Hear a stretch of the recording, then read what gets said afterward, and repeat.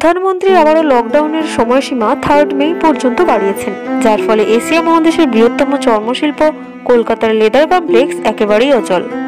ভারতের বিভিন্ন রাজ্য যেমন বিহার, উড়িষ্যা, উত্তরপ্রদেশ, নেপাল থেকে অগণিত শ্রমিক এবং ট্রাক এখনো আটকে পড়েছে।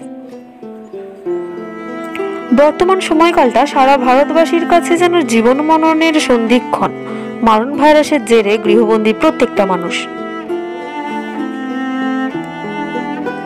অল ইন্ডিয়া সোশ্যাল সার্ভিস একটি স্বেচ্ছাসেবী সংগঠন। সারা বছর ধরে তারা কোনো না কোনো সমাজসেবামূলক কাজের সঙ্গে যুক্ত থাকে। এই মুহূর্তে উৎসরপাড়া, গঙ্গাপুর সংলগ্ন এলাকার এই সমাজসেবী ট্রাস্ট এই সমস্ত অসহায় মানুষের পাশে দাঁড়ানোর জন্য অঙ্গীকারবদ্ধ।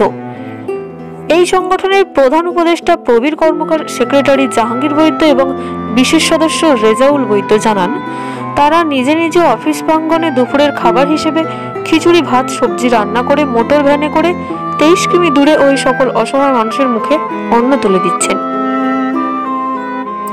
প্রত্যেক দিন তারা এভাবে 500 থেকে 600 মানুষের মুখে খাবার তুলে দিচ্ছেন বিনামূল্যে। এছাড়া সামাজিক দূরত্ব বজায় রেখে জনসমাগম এড়াতে হোম ডেলিভারির ব্যবস্থা করেছেন রেশন সামগ্রী ও শাকসবজির জন্য। AISS এর প্রতিনিধিরা জানিয়েছেন, লকডাউনের বাকি দিনগুলোতে তারা এভাবে মানুষের পাশে থেকে বিনামূল্যে খাবার পৌঁছে দেবেন। মহামারীর কবল থেকে বাঁচাতে সতর্কতা বার্তা প্রেরণ সহ যে কোনো ধরনের পরিষেবা তাদের কাছে পৌঁছে দেবেন বলে অঙ্গীকারবদ্ধ তারা।